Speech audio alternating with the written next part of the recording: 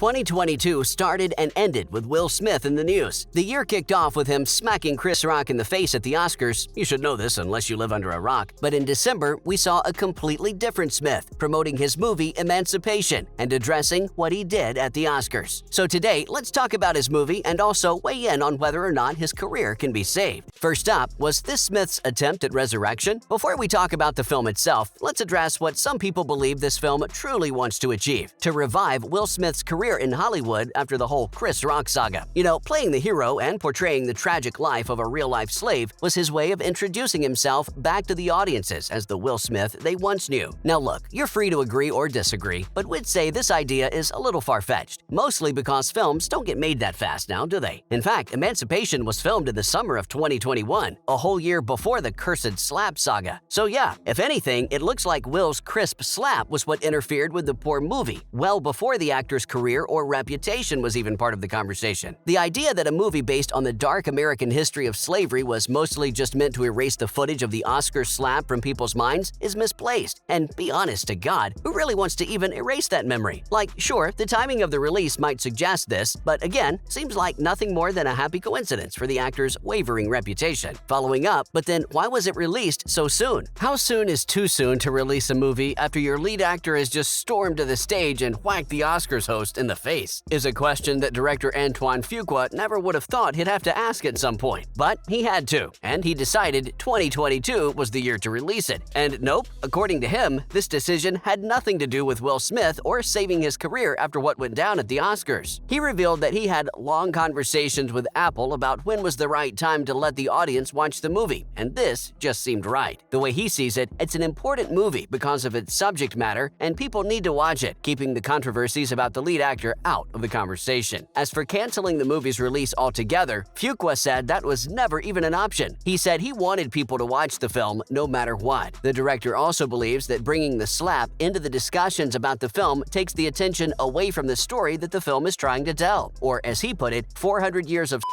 are more important than a slap. In all honesty though, releasing the film toward the end of 2022 was also probably done so that it'd be able to grab any major award nominations in this year's award season. Coming up, Emancipation is not a surprising pick for the actor. Listen, when we say this movie wasn't part of Smith's plan to regain his place in Hollywood, we mean it in the context of that fateful slap alone. But yeah, as an actor, he probably did pick the role to give his career a push. And come on now, his career needed a push. Will Smith is famous for playing virtuous heroes who can do no wrong. Think about The Pursuit of Happiness, about 7 pounds. The guy loves to play a character that can make the audience shed a tear. But the problem was that the past few years weren't very eventful for the famous actor. He did Aladdin recently, which was very off-brand for him, and more than just a few people think his singing was not that good. And yeah, barely any blockbusters from him lately. So yeah, he used this film because a hero is what's always worked best for him. But that's not it. Emancipation also has the textbook characteristics of an Oscar buzz movie that seems to be the rite of passage for most A-list actors. Not to mention that in the past, Smith had rejected Django Unchained, and yeah, that wasn't the smartest decision. So film enthusiasts online believe that this was the film the actor was waiting to do for so long. A movie based on a true story, and he has an accent. Yep, this was definitely him shooting for the Oscar. Speaking of his career, has Smith ruined it? So we've been talking about whether Emancipation is enough to resurrect the actor's career, but here's a thought. Is his career dead at all to begin with? See, it's safe to say that the I Am Legend star's prime seems to be over, and it had looked this way even before the Oscars controversy. But that doesn't change the fact that he still was and is pretty much a Hollywood A-lister. The point is that we doubt he's going to have trouble finding big-budget movies to do here and there. What he's lost is his happy-go-lucky reputation. You know how it was. Smith was that guy in Hollywood who was liked by everyone. And that, ladies and gents, has changed now. And do you know what's interesting? It was entirely the slap's doing. Will was kind of losing his card of every woman wants him and every man wants to be him long before Chris Rock had even thought of this joke about Jada. This is because for the past couple of years, the public was exposed to a lot of personal details about his relationship with Jada. media, and nobody needed to know any of that, if we're being honest. See, unfortunately, he had started to lose his reputation as a chill movie star and started entering the territories of reality TV, where his life was suddenly memeable every couple of months or so. And then, of course, what happened at the Oscars was a slap in the face of the charismatic persona he's built for himself, and Chris Rock. Moving on, what's the movie about? Alright, so everybody knows it's a story of a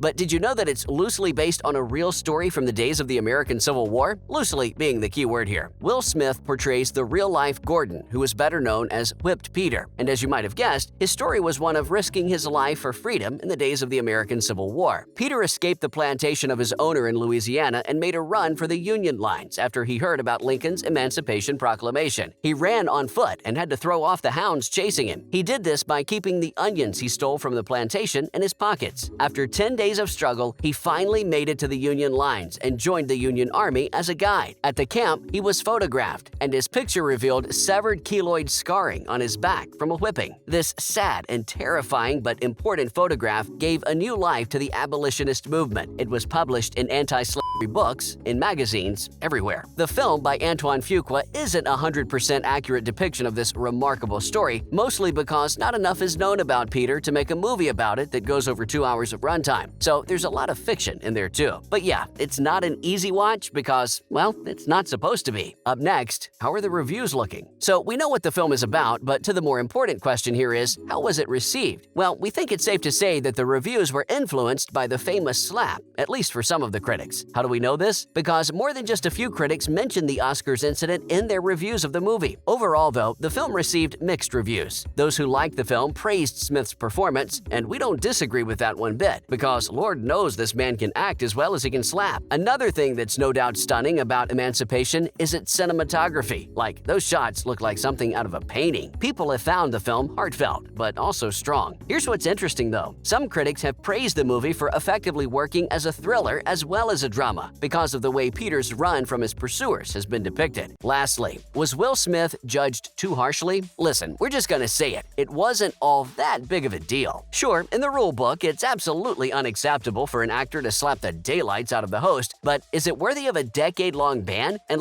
he has apologized a few times too. And sure, even if you look past how the Oscars punished him, it's kind of hard to ignore how some of the actors and even the fans reacted to that moment. Sure, it was an unusual thing to happen, but let's be honest, was it traumatizing? Some people were out there saying they were afraid Chris Rock was gonna get Honestly, okay, it was quite the smack, but hardly death-inducing. In his promotional campaign for Emancipation, Will Smith said he'll understand if people aren't ready to see him in a film just yet. Look, we understand that when people dislike an actor and refuse to watch their films, that makes sense. But the idea that people somehow need to heal from the trauma of that slap to bring themselves to watch the film is just, well, something else. So yeah, to sum it up, it just doesn't sit right that there are so many literal abusers in Hollywood and their offenses get brushed off so easily. Hell, the Academy has even shown interest in working with Woody Allen. Slapping Chris was a bad move. But that's kind of it though. A lot of the fans online also fail to see why it should be such a big deal. That's a wrap for this video. Have you watched Emancipation yet? And what are your thoughts on it? Also, do you think Hollywood has been a little unfair in its treatment of Will Smith after he slapped Chris Rock? Let us know in the comments below. Don't forget to give this video a thumbs up and subscribe to our channel for more videos like this, and we'll see you in the next one.